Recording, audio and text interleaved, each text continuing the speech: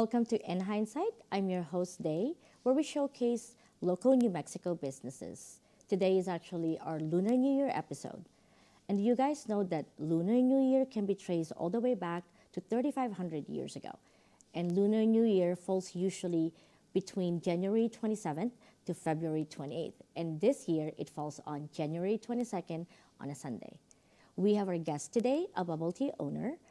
And bubble tea is actually pretty popular today. They have a lot of stores pretty much in the United States and everywhere in the world. Black milk tea is actually the most popular flavor, and it's known as the father of bubble tea. And tapioca pearls are actually made from starch extracted from cassava root. And today we have our guest, Minh, the owner of TeaSu in Albuquerque. Hello, Minh. Hello, Day. Thank you for having me. It's great to have you here. Awesome. A lot of people actually do know Lunar New Year, but I think there's a lot of information, but I think people mix different Lunar New Years because they don't know that like different cultures actually celebrate Lunar New Year. Like Chinese, like they celebrate Lunar New Year different. Koreans actually celebrate Lunar New Year, like different countries in Asia. So even though it is like one term of Lunar New Year, different countries actually celebrate it differently. So can you tell me, how do you guys celebrate your Lunar New Year? Well, yes. So Lunar New Year is also known as Chinese New Year's.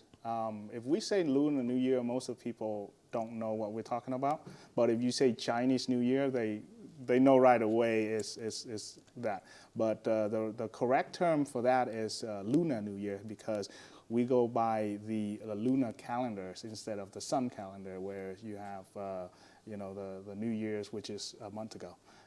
We celebrate Lunar New Year's with having a lot of, as you can see, we have some representation here. It's New Year is family gathering, and we have treats, and then we shoot up the house like once a year. We make the house so it look nice. We invite past ancestor to come, home. Celebrate. Yeah, okay. Spirit come home to celebrate the New Year's, and also whatever that is, the worst past year should go with the year. Oh, yeah. okay. So a new So year. it is new definitely a beginning of New Year. Exactly. Yeah. So I think a lot of people don't actually know that like colors are very specific for Lunar New Year. I know for experience that red and gold is actually really big and important, but I actually don't know why it is very prominent and important for the Lunar New Year. Okay, so two color, red and gold, and also yellow. Yellow and gold are similar to that.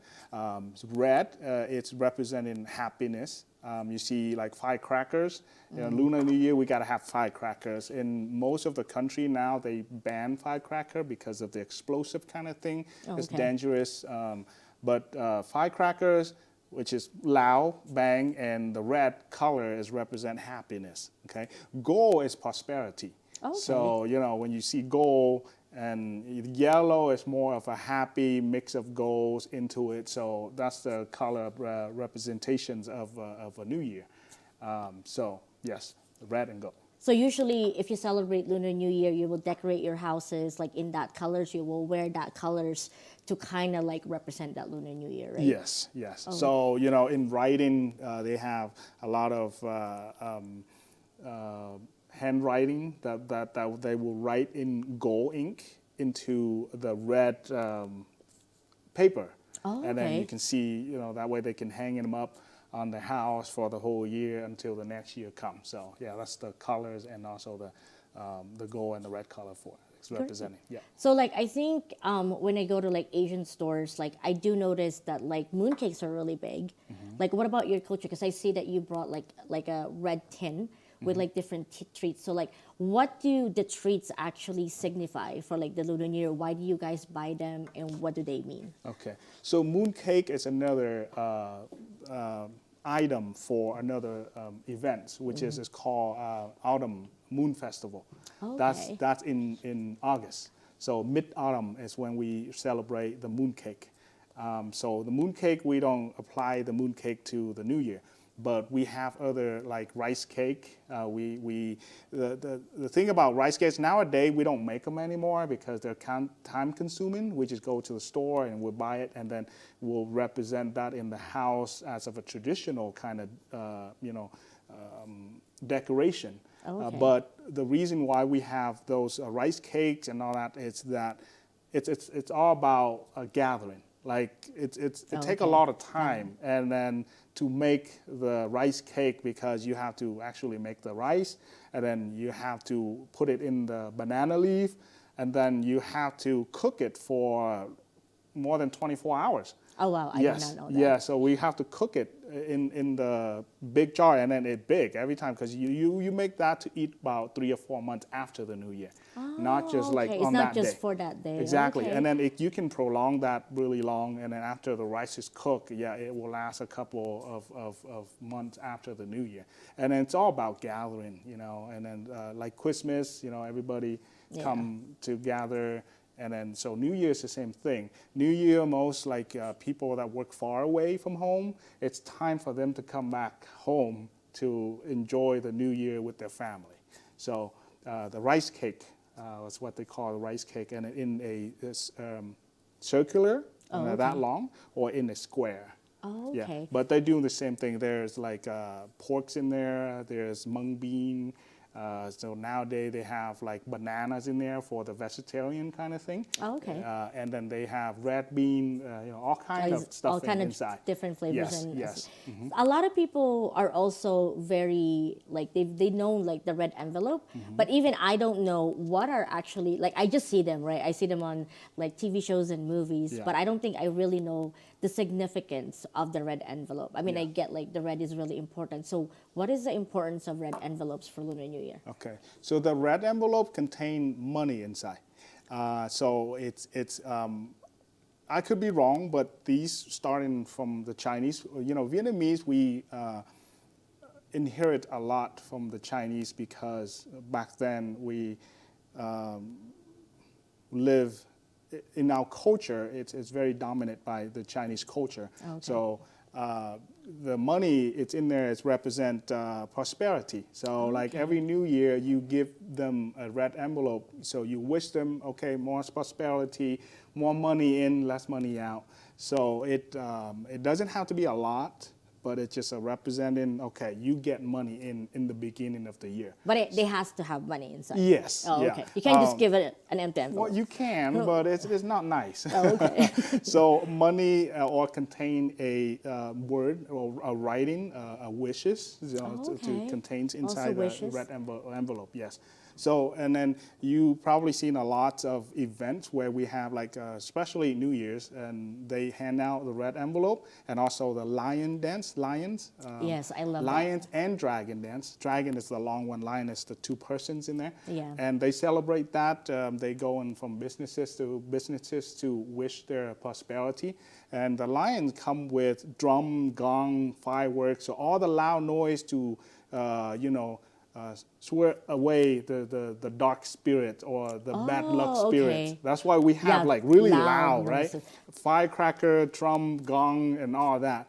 And then the lions is signifying to bad spirit, to push away the bad spirit. And then the new year come with all the prosperity, good health, and happiness. Yeah, I mean it's very entertaining to me. I love the lion dance and because I lived in New York, so they definitely they do have the parade and Yes, the lion yes, dance and the dragon yes, dance. yeah. To us, it's just like very exciting and entertaining, but we don't actually know like the meaning behind them. So it's Yes. actually nice to actually know the meaning behind them.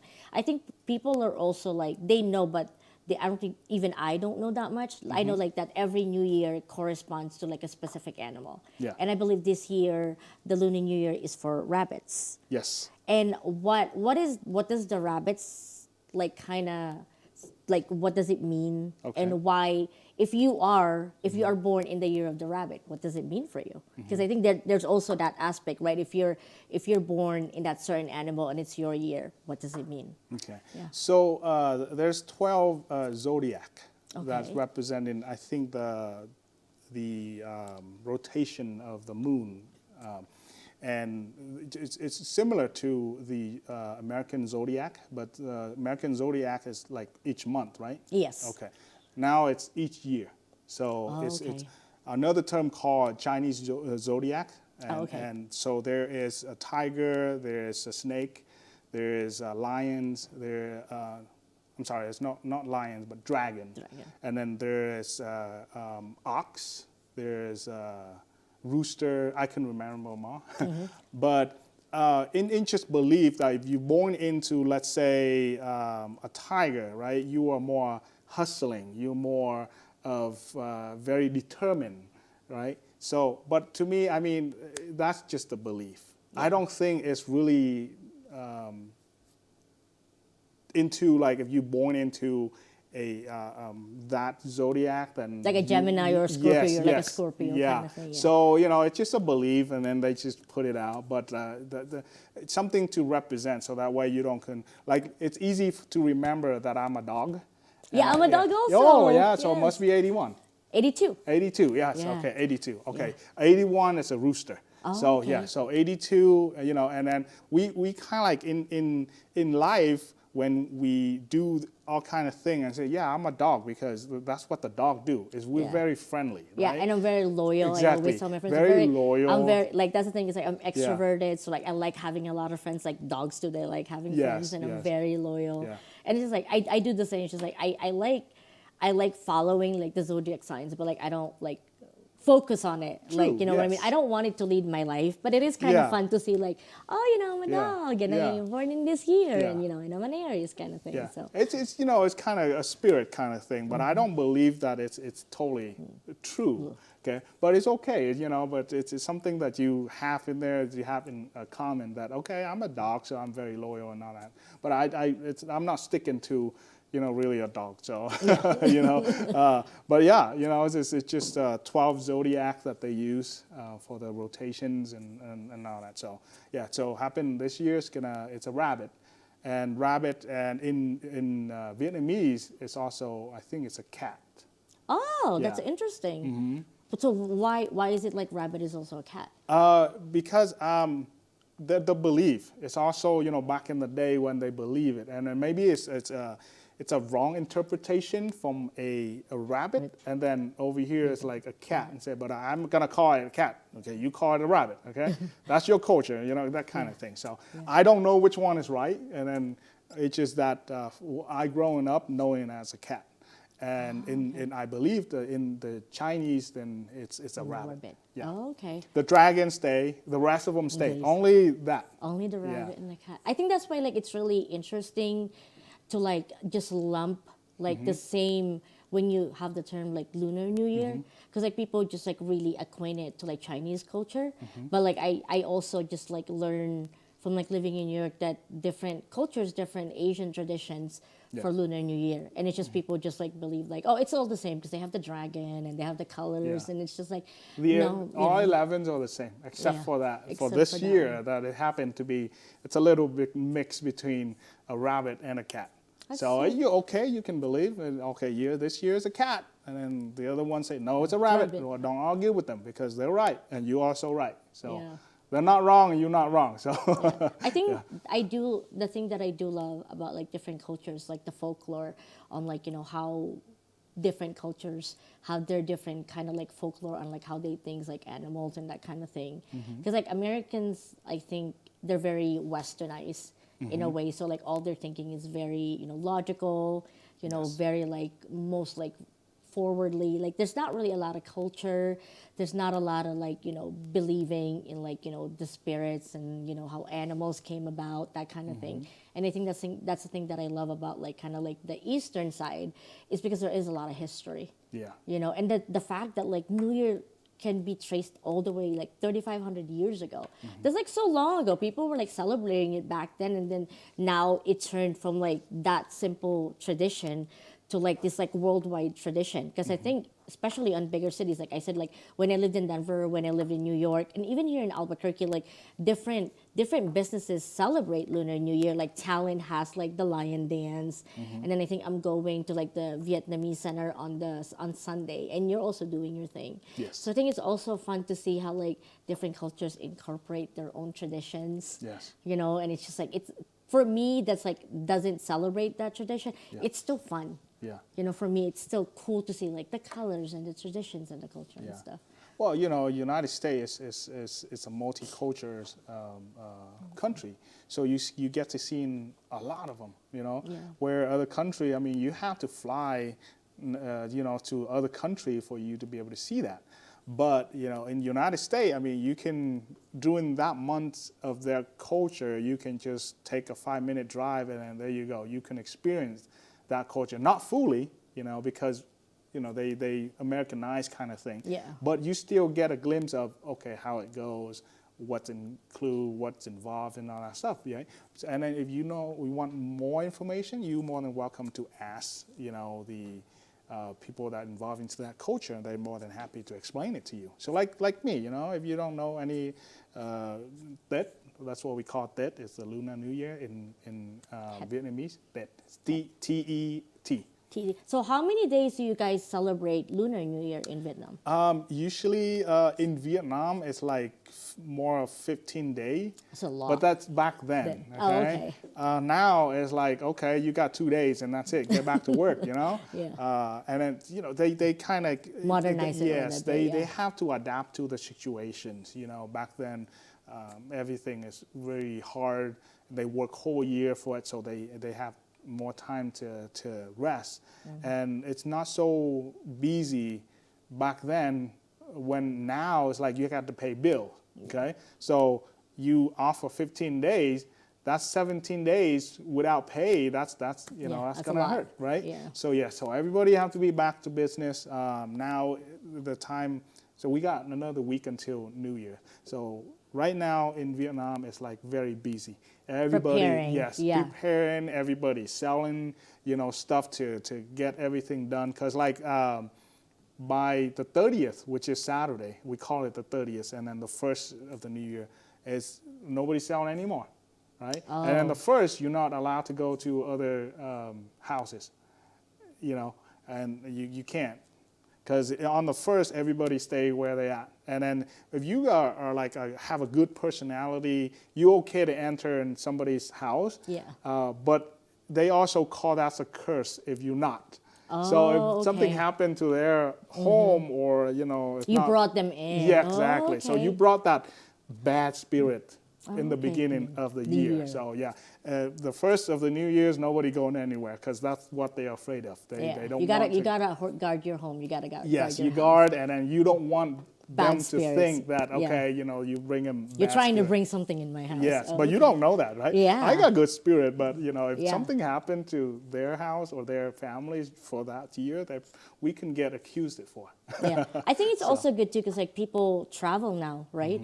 You know, you do get a lot of tourists going to Asia because like the weather is nice all year, that kind of thing. And I think like some foreigners like they don't realize some cultures that are specific to that. And as Asians, you know, we are very hospitable. You know, so like we don't want to say no, especially for someone who doesn't know our culture. Right. So like you know, you don't want to be perceived rude. Yes. So like, but you don't want to like not follow your tradition. Right, So right, I think yeah. that's like one of those things where like, what do I follow, that kind of thing. Right. So I think it is kind of nice to like know at least like some basics like of like to follow within that culture, especially if you're celebrating like a very important holiday. Yeah. Because I think also a lot of people, like a lot of tourists, they go to like different countries to like celebrate that specific holiday Right. because it is very festive, and they Yes. don't, especially Americans, even though we do have our Lunar New Year, Yeah. it's also different, like specific countries like celebrate it Yes. because it could be more festive, there could be fireworks, they could be, Yes. you know, that whole town could be celebrating kind Yeah. of thing. So I think it is also nice to like, as a tourist, know some basic stuff, especially if you're visiting. Yeah. Yeah, so. it's I mean, really- something that is preventing them, you know. I mean, they will say, okay, because it's a new year, it's a happy time, so they don't hold you accountable for it. But I mean, if you know the tradition or the culture of it, then you can say, okay, it's the first of a day. I don't want to visit anybody's house, okay?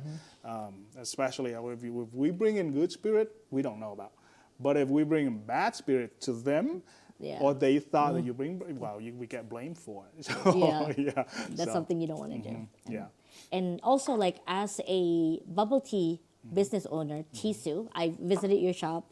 I love it. It's really cute. You have like your little arcade game set up, the little tables. You have a pretty good amount array of bubble teas because like mostly everybody knows what a bubble tea is. Yes. But I think like if you could recommend something like a bubble tea flavor or maybe like a mix-in to somebody who's never had it before. Because I think some people are also very wary, like it's very bright, there's stuff floating in it, you know, I don't trust it, like kind of thing. Like how do you really explain bubble tea to somebody who's never had bubble tea before? Okay, so you want to experience boba tea or milk tea or tapioca tea, okay? Well, we have a lot of newcomer, and they come in, oh, I never been here before, I never had boba tea before. We have some customer that have a nightmare had in boba tea before because of the tapioca, but we explain, okay, and then they say, oh, you know, my sister didn't tell me this when I had the boba tea, and say, okay, then she should have explained it to you. Yeah. It depends on, we don't have just milk tea, but we have green tea, we have fruit, we have, you know, different kind of variety of it. Yeah. So, you know, if you come into the shop and you like green tea or do you like milk tea, okay? And do you like something that is taste heavily tea or you like something that is, you know, it's teas in there, but More like on the sweet more side. on the sweet side and or the fruit tea kind of thing, okay? So what we have is we use tea. We brew tea every day. So that way you can have the fresh tea as possible, Yeah. okay? Some of the boba tea place, they majority go for the powder stuff instead of making the real. Well, of course, it's going to cost less, but it's just based on customer. Like, I don't know if you like the real stuff or you like the powder stuff. Well, the thing is, like, even as like I think for like a new customer, they can kind of taste a little bit different. But like for somebody who's been drinking bubble tea for a very long time, like me, so it's just one of those things where like if you eat something very specifically, you know the taste and like you know what are very low brand and very high brand. It could be anything. It could be from like soda because you can buy really cheap non-brand soda. But you always know if you're drinking a Coke or a Pepsi.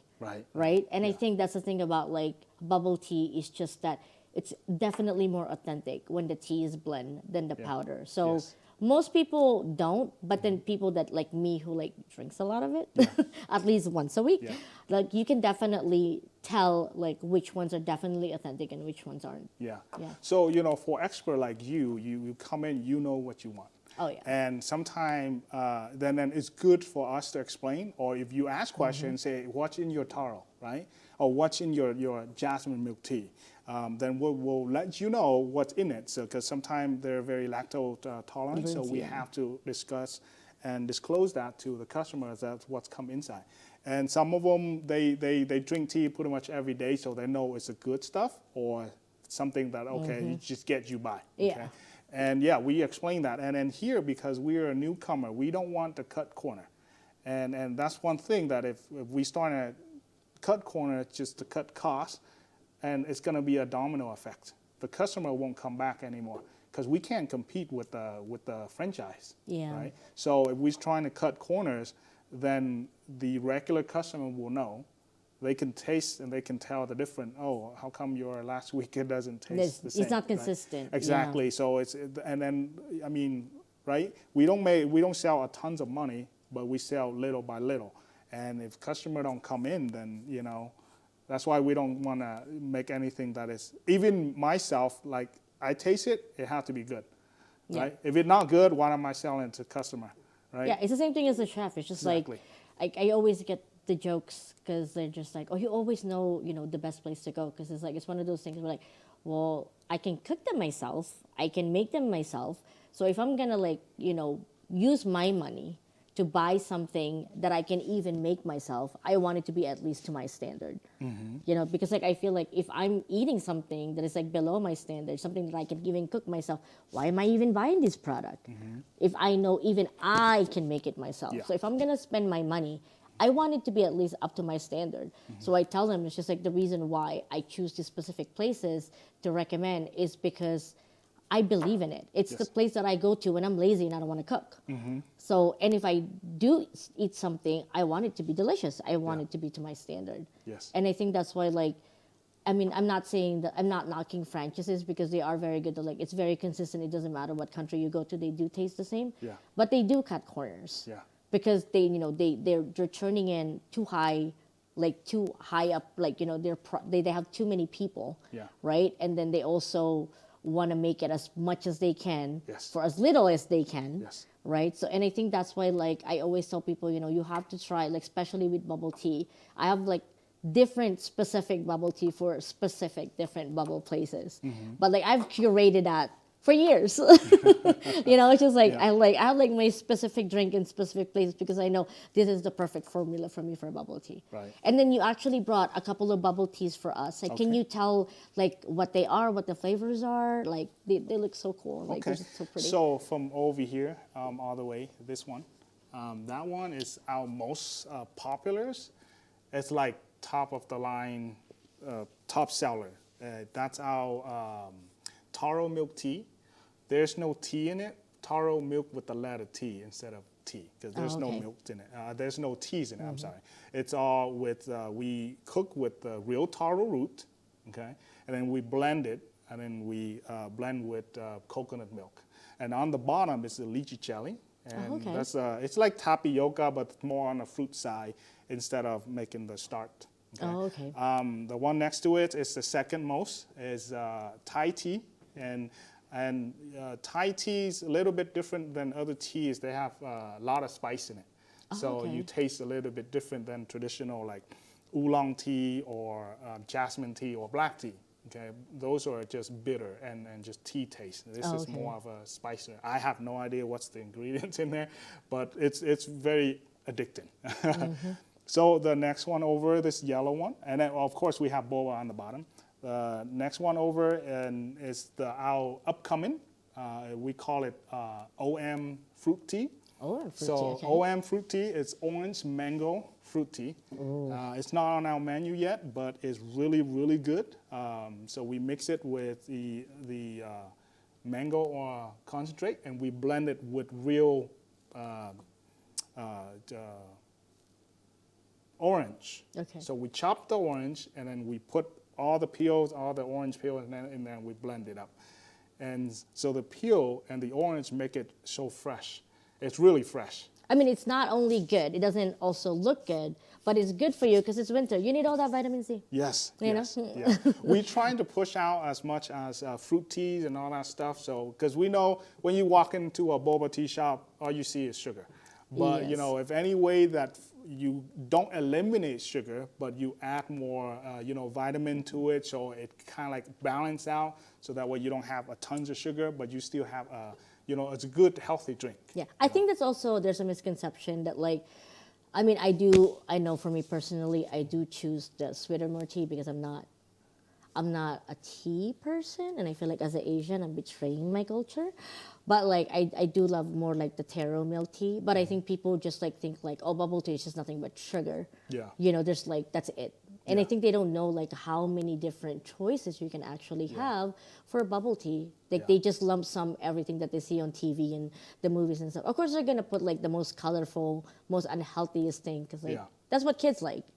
But I think like even in your shop, like when people go to like a bubble tea, some people get so overwhelmed, but they're like, oh, this is a lot more choices than I thought it was gonna be. Yeah. So, you know, TeaSu don't have a lot of choice because we narrow it down to what really everybody is going for.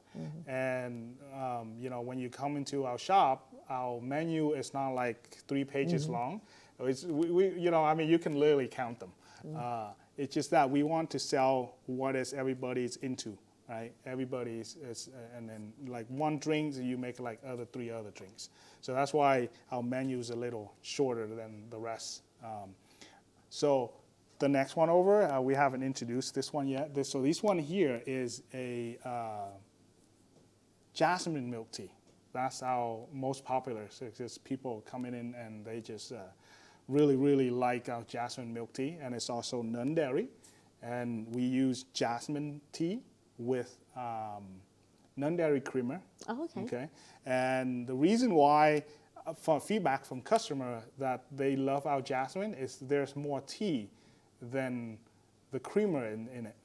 And It's an actual tea. yes, it's an Yes. actual tea, but they taste more tea instead of, you know, Just sweetness. yeah, and, other places they have just the jasmine milk tea and all you taste is milk. There's no teas in it. And then teas are expensive, especially jasmine. Jasmine teas are expensive. And then black teas also, and that's why, but we don't want to skim down to like put more water in it instead of more tea. And then, at the end of the day, you sell in boba tea. Yes. So you got to taste some There'll teas be in on it. it, yeah. So yeah, again, going back, we're not trying to cut corners. We make very, very little profit out of any drinks, but of course we have to make some profit to keep our door open. But we don't want to skim it down because we want the local to support us on the long run instead of, okay, I'll buy it and one day and that's it, and then the next day I'm gone. And I think also like the great thing about TeaSu is that you definitely focus on quality, not quantity. Yes. Because I think a lot of people, they just think, oh, tea are all the same.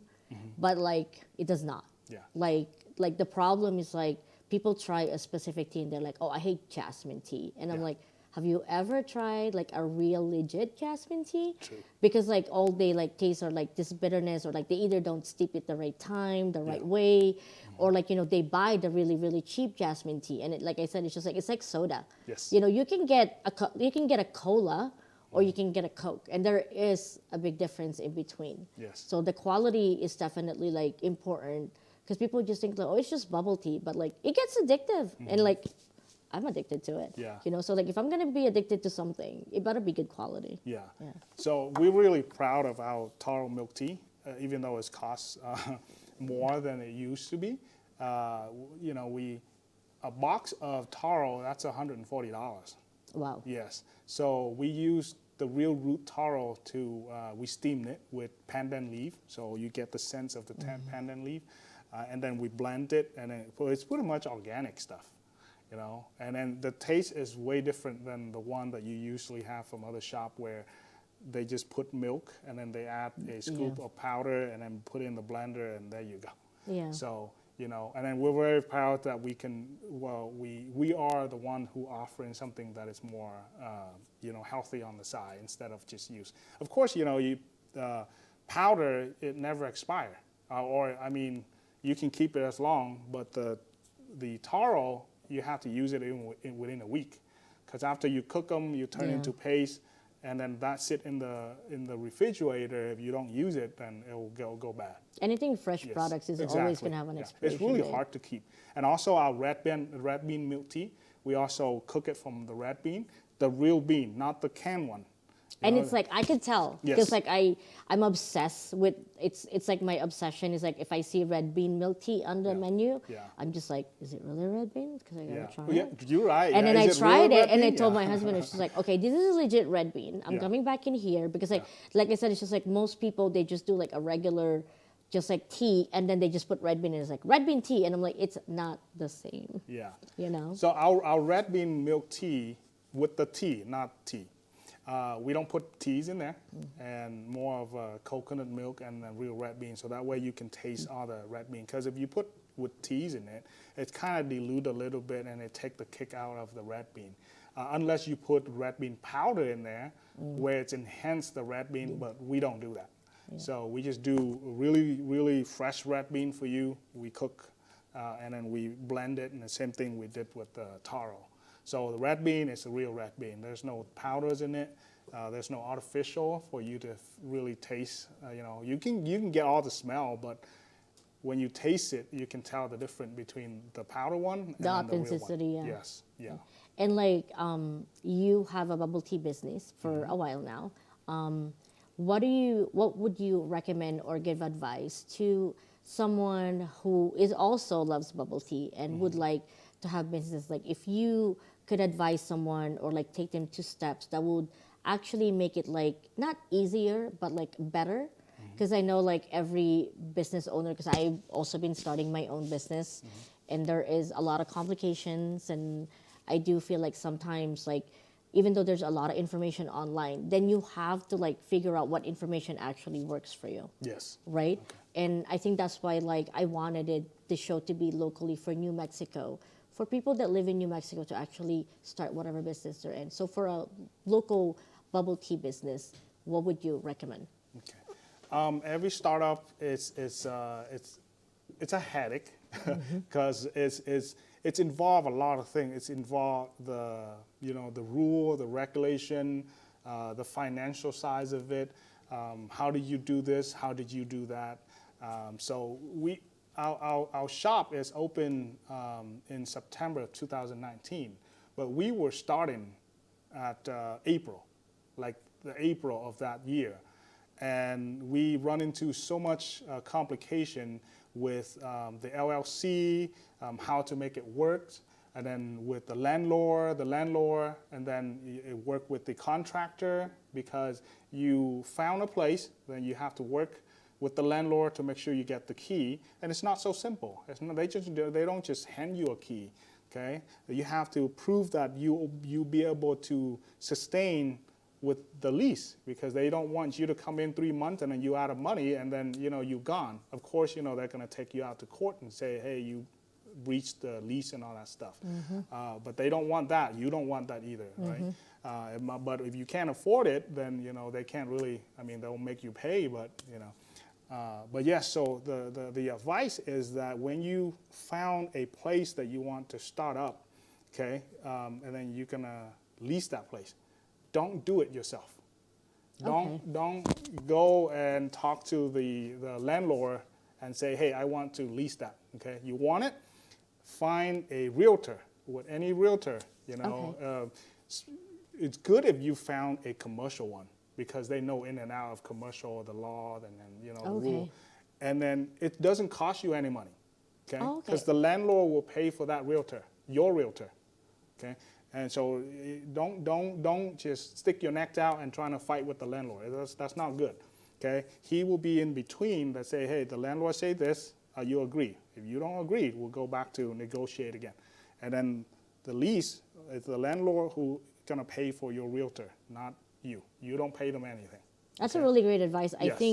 I think like there's a lot of people that's just like they think like, oh, it'll save me money if I do everything. No. Right? Yeah. And I think like to me, like I decided to start my LLC and like get my EIN number. Yeah. Like I tried to do like an online, and also like I did it myself. And it's like there's definitely, I'm not saying that there's like no cost that like you saved or anything, but I think people forget is that when you try to DIY anything, do it yourself, you're also putting in time. Yes. And I think people forget that. How much time and effort did you spend more than a day? Did you wasted a day? So you could have been working that day. Think like how much do you have gotten paid that day per hour if you have worked that day running around yourself trying to get these licenses by yourself, right? I think people just like think of like the initial cost, like it's $500. I want to say $500. Yeah.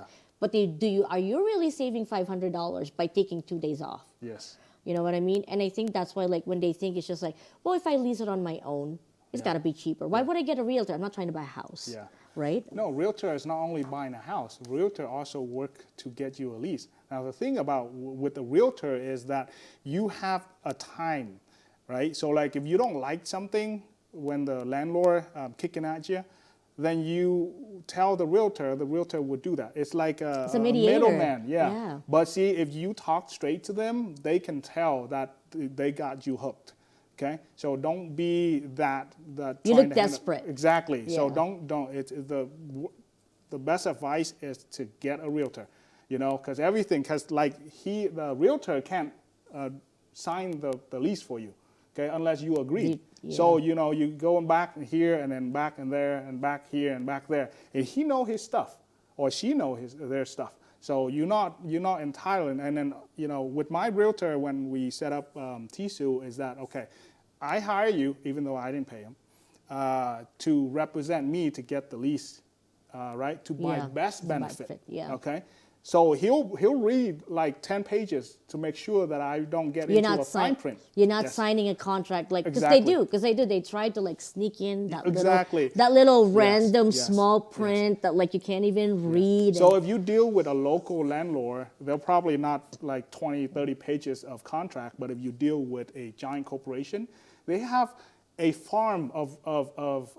lawyers. Yeah. You can't beat them, okay? And they'll write anything in there to their benefit. So the smartest way is to hire a realtor, a commercial realtor, so that way they can take care of you, okay?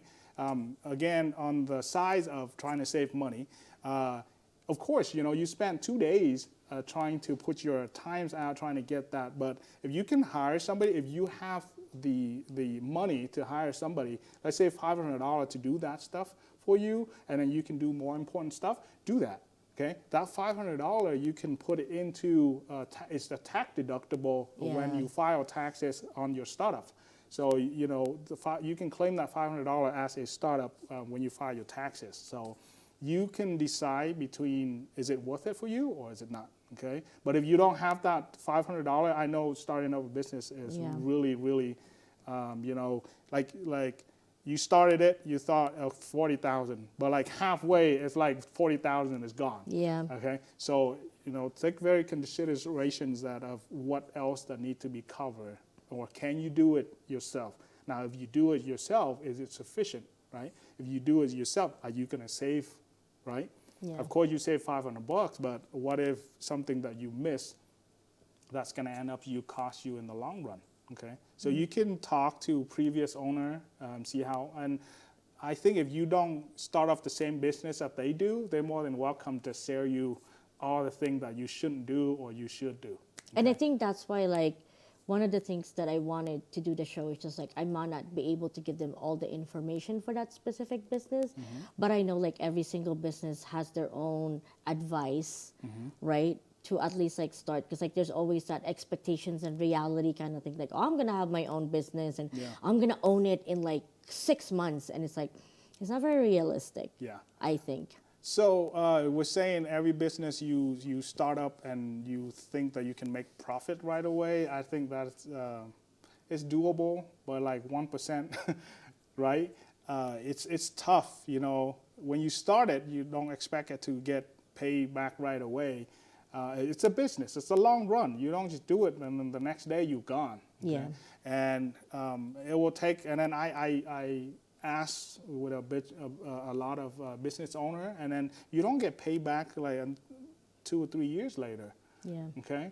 And that's how it is. I mean, 2 or 3 years, you have that asset that is yours, right? But like every month, you're probably not making a lot of profit out of it. Maybe you make profit. Maybe you break even, or sometimes you lose money for a certain month in the year, but that's the asset that you have, right? So it's not totally lost. It's just there. It's just that it's not generating you regular income that you would expect. So starting up a business and expect to get profit right away is unlikely. I mean, in my case, we haven't seen that, but we know that we built an asset, and then for the past 3 years we're good. So, we got good customer, we got, quality's up. So I know that my asset it's growing. That's great. And I think like people don't realize is that when you're starting your own business, you don't think of it as like really profit. I'm not saying that you don't want to make money, but it's like an investment. It's like you don't go to get stocks thinking like, in 2 months, I'm going to be a millionaire. Stocks doesn't work like that. I mean, sometimes it takes months. Sometimes you do get lucky. There's always that 1% that, you It's buy Amazon too. when you just bought it, right? You bought it, and then all of a sudden Amazon just like shuts up, right? But like how many people actually have that opportunity is like very, very small. And I think it's very risky. Business is risky. It doesn't matter how, but I mean, at least you pushing the motivations out to, get your dream off the track, So, and it's also your own. Nobody can take it from you. That is your own. So like you do have promotions for the Lunar New Year coming up, and I think our viewers wants to know what your promotions are for TeaSu. So New Year's is going to happen next Sunday, the 22nd of January. So in celebrating New Year, we offering 30% off throughout the day. So, come in and enjoy your 30% off.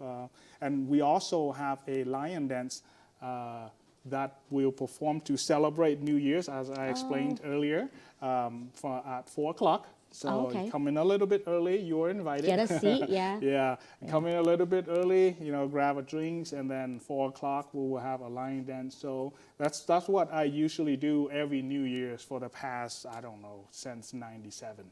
Oh, okay. Yeah. So now I get a lot busier, so I'm not attached to it too much. But yes, I'm still with them whenever they need help. So yes, come and celebrate New Year with us at TeaSu.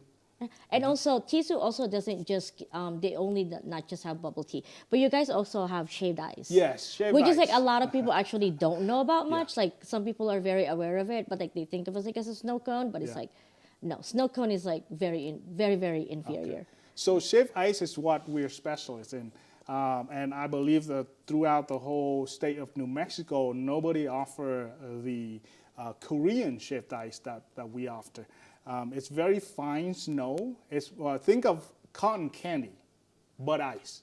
Okay, they're not snow cone. The snow cone is just they shave the ice, they put syrup on the top. If you don't finish, all the syrup go to the bottom, and then all you have is just ice. Okay, Yeah. these here is infused in it, so every bit of snow is the flavor you get, and then we have toppings and all that. So we used to offer bigger size and smaller size, and then people will come in group and enjoy the shaved ice. But because of COVID, everybody wants their own bowl. So now we are selling individual bowl instead of the traditional way where you can come in with a group and then just order one big bowl and then just scoop. It's just through one it. of those shareable kind of yes. like dish. And it's like once you've had shave ice, because I know what shave ice tastes like, Yes. you can never go back. Like, Yes. you're going to be obsessed with it. Yeah, we have a customer where he travel a lot and then he tastes a lot. So he's like a Yelp review or something, like I think he mentioned. And he said he tried in New York, he tried in